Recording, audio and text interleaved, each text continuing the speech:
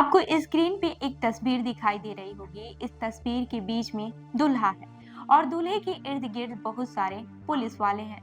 मानो ऐसा लग रहा है जैसे कि पुलिस ही बारात है। आम लोगों से ज्यादा तो यहाँ पर पुलिस वाले दिखाई दे रहे हैं। ऐसा लग रहा है कि दूल्हा ही कोई पुलिस वाला हो, लेकिन ऐसा नहीं है। यहाँ पर मामला कुछ और ही है। फिर आपको यह लग रहा होगा कि ये दूल्हा कोई अमीर शख्स होगा या फिर कोई बड़ा अधिकारी या पुलिस वाले दूल्हे के फ्रेंड होंगे, लेकिन ऐसा भी नहीं है। मैं आपको बता दूं कि राजस्थान के अजमेर जिले के नसीराबाद तहसील के लवेरा गांव में हाल ही में एक शादी को लेकर बड़ा विवाद सामने आया। यह विवाद सिर्फ शादी से जुड़ा नहीं था, बल्कि एक दलित दूल्हे की बारात को लेकर था। जब दूल्हे के परिवार ने शादी के लिए घोड़ी पर बारात निकालने का प्लान किया, तो एक बार फिर से पुराने विवादों के चलते डर और चिंता का माहौल था। दूल्हे के परिवार को डर था कि कहीं फिर से कोई विवाद न हो जाए। पिछली बार इसी गांव में एक दलित दूल्हे को शादी के दौरान घोड़ी से उतार दिया गया था और तब से ही यहाँ की स्थिति काफी ज्यादा तनावपूर्ण थी। यहाँ पे डर का माहौल था।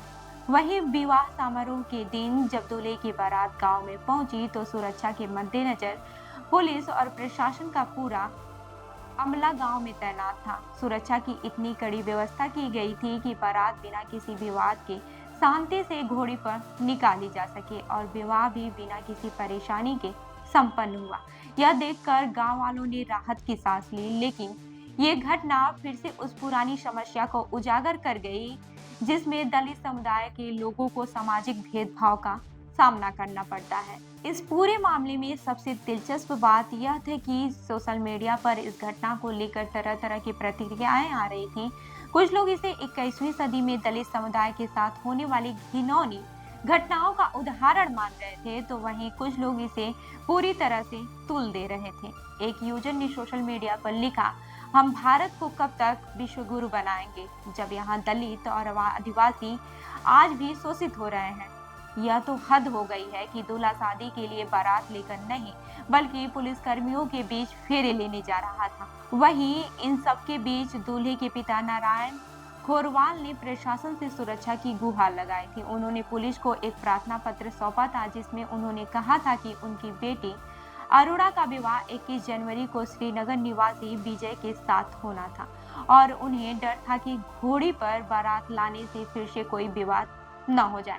इसके बाद से पुलिस ने गांव में बुजुर्गों और गणमान्य व्यक्तियों से चर्चा की और शांति बनाए रखने की अपील की। इस बात पर पूरा ध्यान रखा गया कि किसी भी प्रकार की कोई गड़बड़ी न हो और शादी में कोई रुकावट न आए। यहाँ तक कि गांव के बड़ों ने भी पुलिस प्रशासन को यकीन दिलाया कि कोई भी विवाद पैदा करने की कोई योजना नहीं है।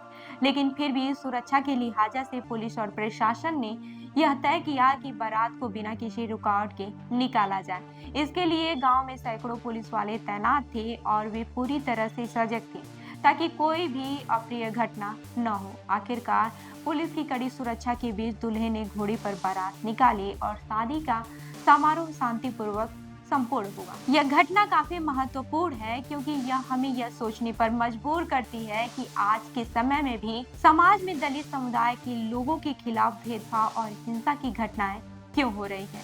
21वीं सदी में इस तरह की घटनाएं समाज की सोच और मानसिकता को लेकर कई सारे सवाल खड़े करती है। क्या आज भी हम सच्चे मायनों में बराबरी के लिए तैयार हैं? क्या समाज में सभी वर्गों को समान सम्मान और अवसर मिल रहे हैं? वहीं इस पूरे घटनाक्रम से यह साफ भी हो गया है कि सुरक्षा और शांति बनाए रखने के लिए प्रशासन की भूमिका कितनी अहम होती है। प्रशासन के समाज में रहते कदम उठाने के कारण यह शादी बिना किसी विवाद के संपन्न हो सकी। पुलिस और प्रशासन की सतर्कता और गांव वालों की समझदारी ने इस पूरे मामले को शांतिपूर्वक सुलझाया। हालांकि यह घटना सिर्फ एक उदाहरण है, लेकिन यह हमें यह याद दिलाती है कि हमें समाज में भेदभाव और हिंसा के खिलाफ जागरूकता फैलाने की जरूरत है। इस मामले के बाद गांव के बुजुर्गों ने यह भी कहा कि अगर सभी लोगों को मिलकर सामाजिक सौहार्द बनाए रखे तो ऐसी घटनाओं को आसानी से रोका जा सकता है। जबकि दूल्हे के पिता नारायण खोरवाला ने भी कहा कि उनकी बहन के विवाह में भी घोड़ी पर विवाद हुआ था और उस वक्त भी यह स्थिति काफी तनावपूर्ण हो गई थी। अब इस घटना के बाद से गांव में शांति का माहौल बना हुआ है और सभी ने राहत की सांस ली। इस घटना ने एक बार फिर से जातिवाद और भेदभाव पर सवाल खड़े कर दिए हैं। क्या आज भी समाज इन कुरीतियों से ऊपर उठ पाया है? क्या हर इंसान को अपनी मर्जी से जीवन जीने का हक नहीं है?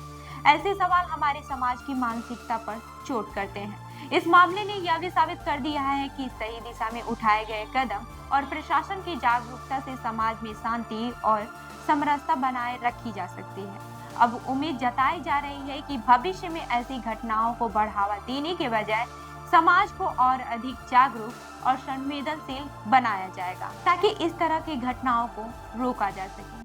तो इस खबर पर क्या है आपकी राय, हमें जरूर बताइएगा। मैं हूँ रूबी आपके साथ और आप देख रहे हैं जनदर्पण न्यूज। धन्यवाद।